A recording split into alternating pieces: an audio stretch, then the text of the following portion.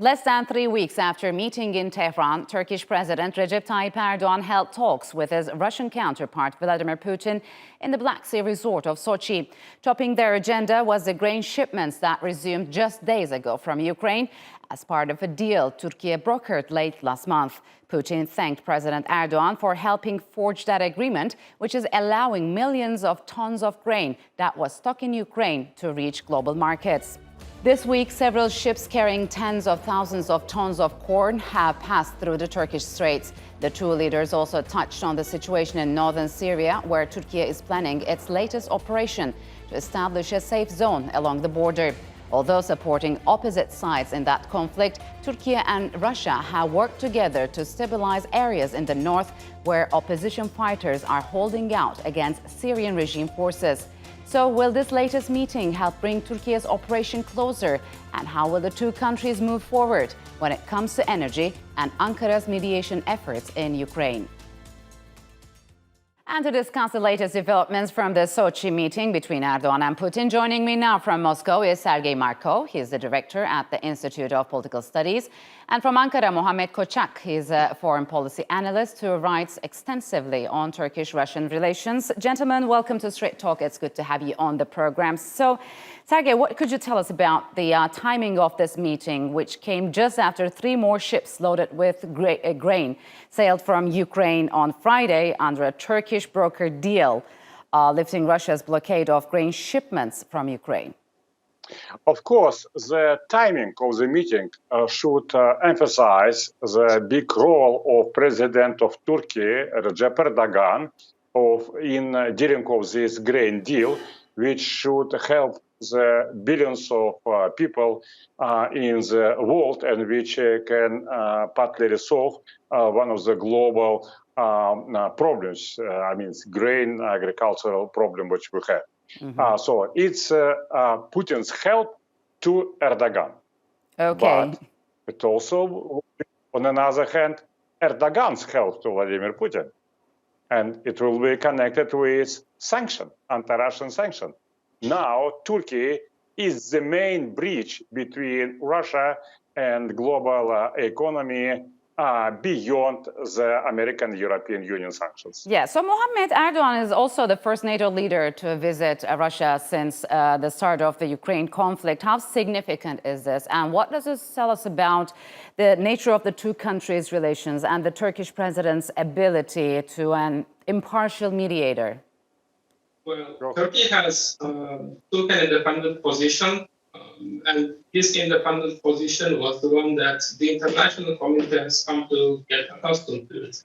Well, as we all know, Turkey is a NATO member with significant relations with not just Russia, but also with Iran. Especially, these relations have reached to another level since 2016, when a failed coup d'etat attempt happened in Turkey.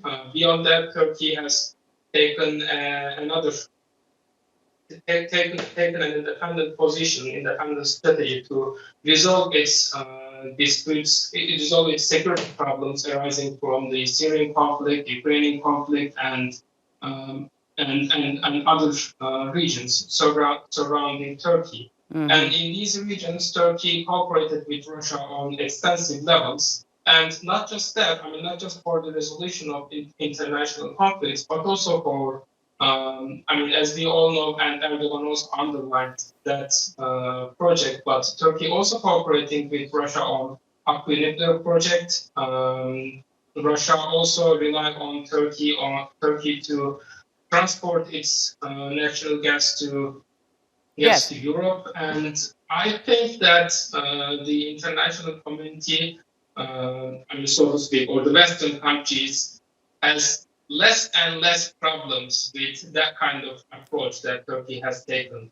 Yes. So, Sergey, what do you think? How do you think this meeting is being viewed by Europeans and the U.S.? Because we heard that President Putin said Europe should be grateful to Turkey as they can procure the Russian gas from over the Turk Stream. What message was he trying to send?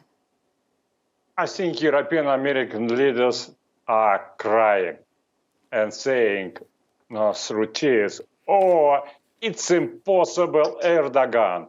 He's doing impossible things. But it's part of new reality.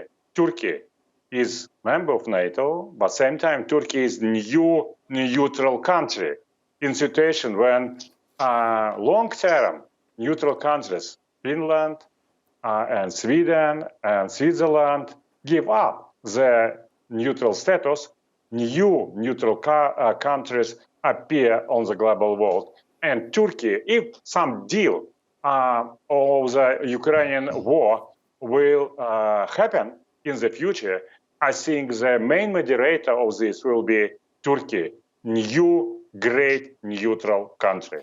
So, Mohammed, last time when Erdogan met with Putin was less than 3 weeks ago in Tehran, where Russian and Iranian leaders openly voiced their criticism over a possible Turkish military operation in northern Syria. So are we seeing some softening position from Putin regarding Turkey's concerns on the border? I think we didn't see that yet. Turkey is expecting Russia to soften its position. I mean, Russia may not support Turkey, but at the very least, Russia can, stand by the side so that by enabling Turkey to go on with its operation to resolve the security problems there. As we all know, significant, Manbij and Tayyip is still controlled by the groups that are deemed by that are deemed as terrorists, not just for Turkey, but also for the United States, EU, and Russia, by their relations with PKK. So Russia, well, on paper, Russia may not have any problem with Turkey's possible cross-border operation, but Russia actually wants Turkey to kind of deal with the Assad regime in conducting these kinds of operations. Well, Turkey and Russia are on a same point when they basically support Syrian territorial integrity. However, Turkey does not support the Assad regime, as we all know, as Russia. So Russia basically wants Turkey to cooperate with the Assad regime in, pushing Turkey towards that direction. And Turkey does not want to do that. But we will see what's going to happen. Yes. We don't know that yet. So, Sergey, President Putin said Turkey makes a serious contribution to the normalization of the situation in Syria. How so? And is this latest diplomatic arrangement expected to curtail Russian resistance against Turkish initiatives and policies in some certain areas, let's say? I think on Syria, Turkey play an important role, and Russia, which is very important, recognized that Turkey security concerns should be respected. Same, by the way, for Israel. Israel security concerns also should be respected. And same, for example, by the way, for the Iranian security concern also should be respected. It's Russian position. It means that Turkey has right to have military operation on the Syrian territory against Kurds, and especially Russia think like if Turkey will hit pro-American Kurdish military groups, because everybody should know that to be American ally is bad choice. At the same time, Russia insisting that Turkish military operation should not diminish the role and power of official Syrian government head by Bashar Assad. So, Mohammed, we know that the two presidents also agreed on the further development of trade and economic relations. We know there are many energy-related agreements, deals, but what else do they cover, and what other industries will be feeling growing trade ties between Turkey and Russia?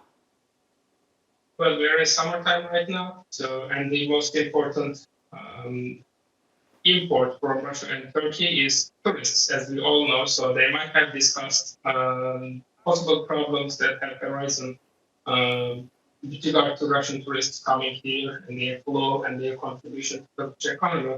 And I would expect them to actually discuss the visa liberalization of Russia for Turkish citizens, because that was one of the few topics that was not lifted after by the time Russia started its sanctions during the jet crisis.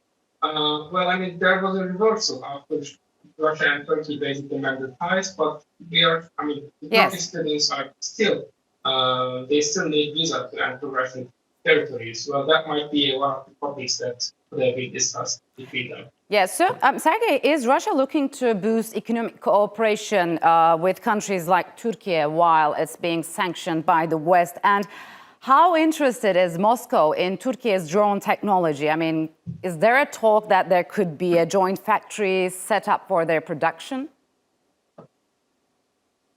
I think that Russia very much interesting about economic cooperation with Turkey.